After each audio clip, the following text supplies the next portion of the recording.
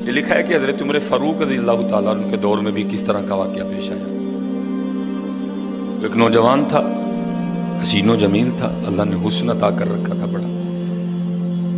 اس نے جب بھی نماز پڑھنے کے لیے آنا نا تو راستے میں ایک عورت تھی، اس کی نظر پڑتی، اور یہ کہا گیا ہے کہ جو نظر ہے یہ شیطان کے تیروں میں سے ایک تیر ہے حضرت۔ اسی لیے تو حضرت جی نظریں جھکا کے چلنے کا حکم دیا گیا ہے، کیونکہ جو نظر ہے یہ شیطان کے تیروں میں سے ایک تیر ہے حضرت جی۔ پڑھ تو یہ ایک دفعہ جاتی ہے لیکن کتنی دنوں تک حضرت اس نظر کا جو اثر ہے وہ دل سے نہیں جاتا۔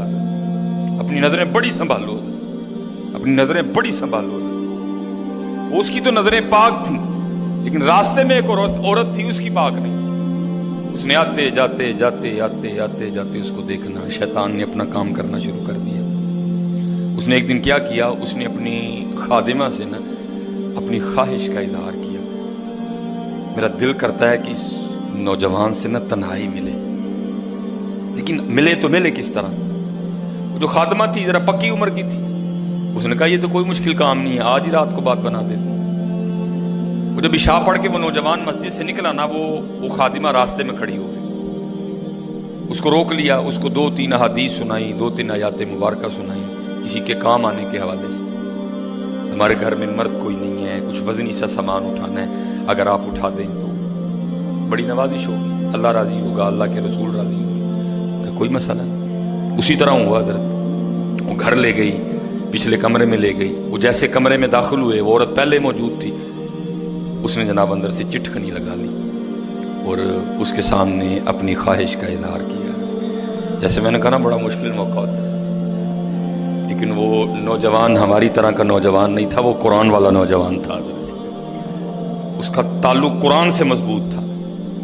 اس کو یہی آیت یاد آئی، وَلِمَنْ خَافَ مَقَامَ رَبِّهِ جَنَّتَانِ، جو اپنے رب کے حضور کھڑا ہونے سے ڈر گیا، موقع بھی تھا، طاقت بھی تھی، عمر بھی تھی، خواہش بھی تھی، پھر بھی ڈر گیا، نہیں، میرا اللہ دیکھ رہا ہے، میں کل اپنے اللہ کے حضور کون سا منہ لے کے جاؤں گا، کس طرح اللہ اور اللہ کے رسول کی بارگاہ میں کل جاؤں گا، سارا کچھ کر سکتا تھا، کوئی تیسرا نہیں تھا، لیکن کیا نہیں، میرا اللہ دیکھ رہا ہے۔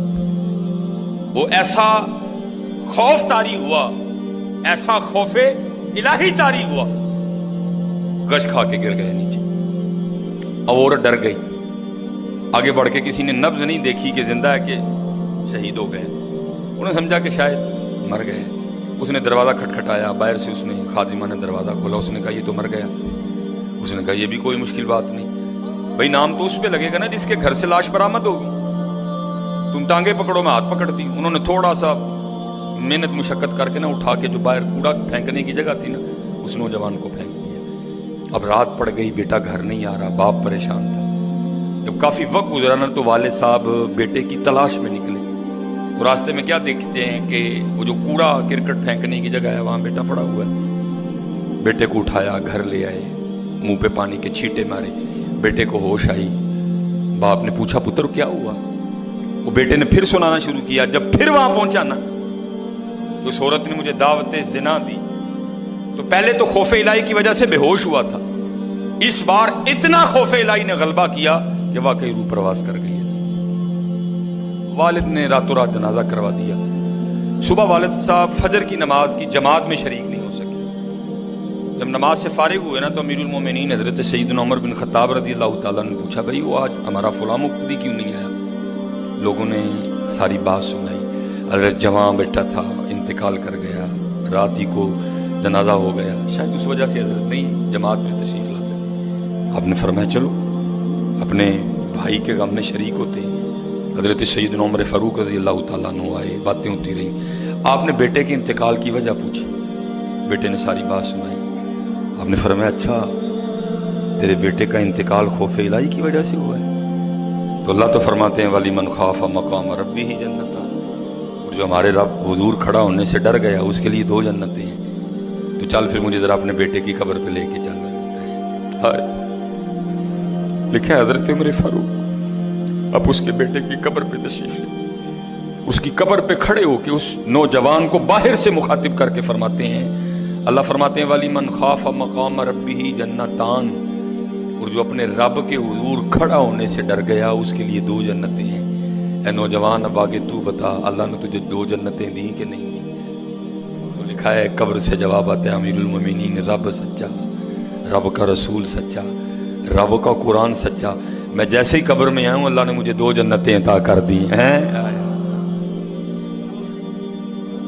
بچو اس سے بچو، اس دور کا سب سے بڑا فتنہ ہے، اس سے بچو اور خود نہیں بچا جاتا، اپنے اللہ کے حضور بار بار گڑ گڑاؤ یا اللہ سانو بچا لے۔ اور پھنسایا حضرت ہمیں انہوں نے اس طرح ہے، ہمارے معاشرے کو انہوں نے اس طرح کا بنا دیا ہے کہ یہاں زنا بالکل بری چیز نہیں سمجھی جا رہی، لوگ فخر سے بتاتے ہیں، اور یہ قرب قیامت کی نشانی ہے۔ لوگ گناہ کر کے فخریہ بتایا کریں۔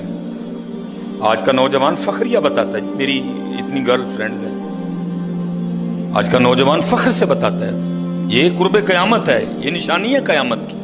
لوگ گناہ کر کے ڈریں گے نہیں بلکہ فخریہ بتایا کریں گے، ہاں جی میں یہ گناہ کر رہا ہوں اور اتنی جگہ کر رہا ہوں میں یہ گناہ۔ لیکن کیا ہوگا؟ نیکی مشکل ہو جائے۔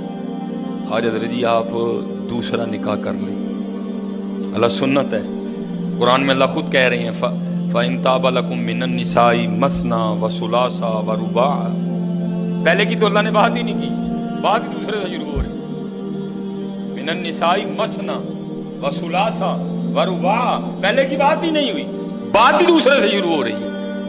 جتنی مرضی گرل فرینڈ رکھ لیں آپ کو کوئی برا نہیں سمجھے گا، بلکہ لوگ آپ کے جانے کے بعد بڑا خوش ہو گئے کہ یار بڑا رنگین مزاج آدمی ہے۔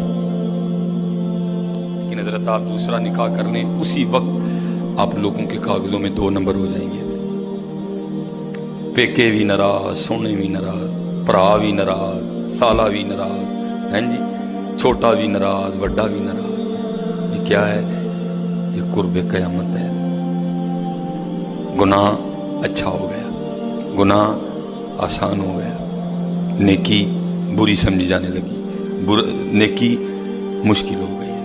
اس لیے بچو حضرت، اس کا طریقہ جو ہمیں ہمارے بڑوں نے بتایا ہے یہی ہے حضرت جی، روز سرگی اٹھو تے اللہ دے حضور رو، یا اللہ جے دن چڑھے آئے تے تیرے فضل نہ چڑھے آئے، جے چاڑے تے پھر ساڑی حفاظت بھی فرمائیں گے، سانو بچا بھی لیں گے، ساڑی حفاظت بھی فرمائیں گے۔ تو حضرت جی دنیا تو 4 دن کی ہے، جا رہی ہے،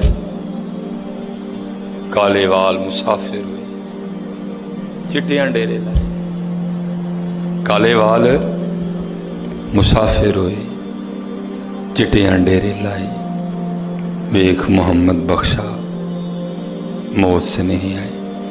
اور حضرت جی اللہ سب کو اپنی حفاظت میں رکھے۔ اگر کوئی اس گناہ میں پھنسا ہوا ہے، اگر کوئی اس گناہ میں پھنسا ہوا ہے تو میں کہوں گا کہ توبہ کر لیں سارے حضرت، کیونکہ حضرت یہ وہ گناہ ہیں کر تو ہم رہے ہیں لیکن اس کی سزا ہماری نسلوں کو بھگتنی پڑنی ہے۔ کیونکہ امام شافعی رحمۃ اللہ تعالی علیہ فرماتے ہیں زنا وہ قرض ہے جو لے تو رہا ہے لیکن چکائے گی تیری اولاد۔ زنا وہ قرض ہے جو لے تو رہا ہے لیکن چکائے گی تیری اولاد۔